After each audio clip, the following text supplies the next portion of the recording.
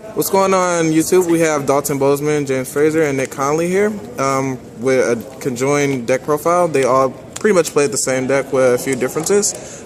Nick was the top in his first top, if I'm not correct. Top 32. Top 32.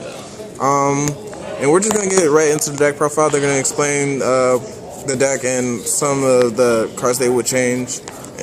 Yeah, all of us played 3 fires, 2 mortal tech. 3 of this is really bad. If you draw it, you kind of lose. Okay. One of this girl, I have no idea how to say her name. She sucks too. I'm cutting this on my deck. It's terrible. Okay. Explain why he hates it too. Yeah. He's the one. He didn't even want to play it in the first place. Triple Max C. How was that? That was really good. Every time you play Dolces, you open this. It's like, okay, I win. You know what I mean? You plus so much. Cause if they go Angeli and then Who Cake, they kind of have to get Message Gelato. Unless they just want to lose. So, yeah, it's pretty good. So you just feel like that was just like more of a meta call thing? Yeah. It's good in the mirror match as well. This deck can't lose the Mid-Dolce. And it's really good against pure artifacts too. Okay. It's really good. 3 Ice Hand. Double Karkar. Okay, I played double traptrapix Myrmilio, 1 Thunder King, because I couldn't find my 3rd Myrmilio. I couldn't get it the day of the YCS, so I was putting Thunder King. It was actually really good. And they don't play that, so. Okay. So would you guys just take out the other traptrapix for Thunder King, you guys think? Possibly. No, I think the possibility would be playing the 3 Murmillo and cutting this for Thunder King if we're going to play it, because it's kind of the bad one. But I need 3rd Murmillo. Like, I want 3 Murmillo and 3 card D, and then everything else can follow after that. I mean, I think that's where I would start. Yeah, Dante, you always want 3 card D and everything. Okay, the odds of opening up a card that gives you a +1 turn 1, it should be the highest they can be. So 3 and...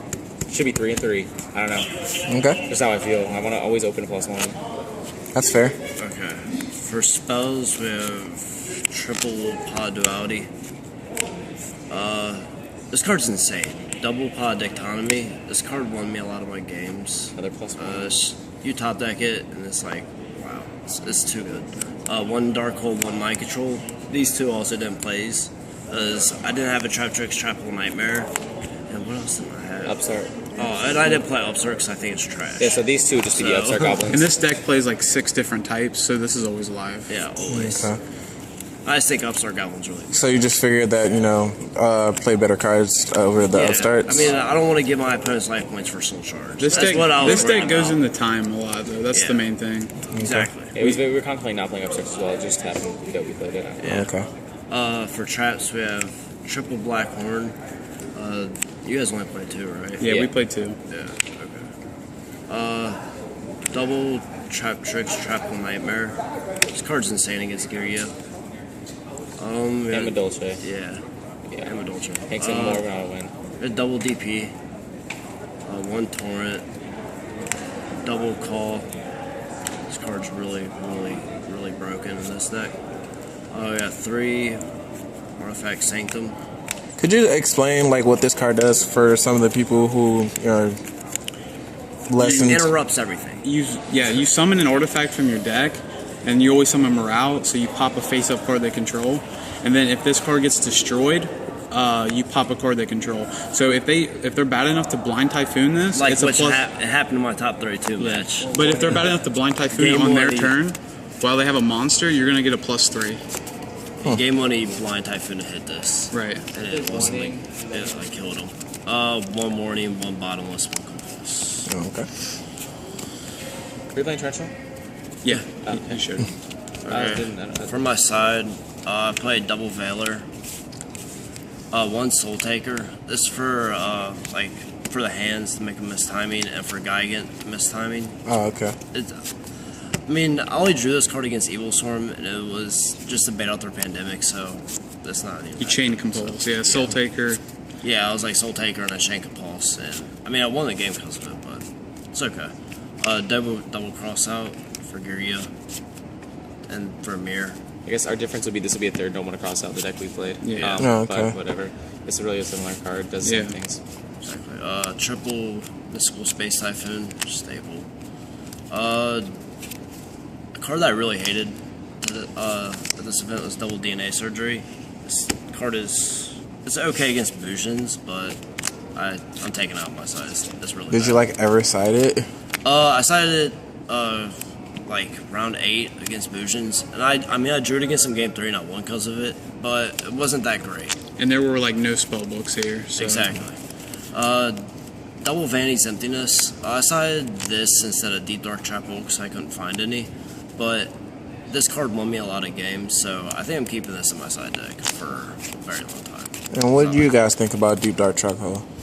Deep Dark Trap Hole, it's really good, but I didn't side it once. I didn't play any dragons. Yeah, I mean, this card's really bad against dragons, so I just wanted a card to swap for 2 of these that can beat Stardust. I mean, I guess that Exclamation Point, Prison, and Compulse.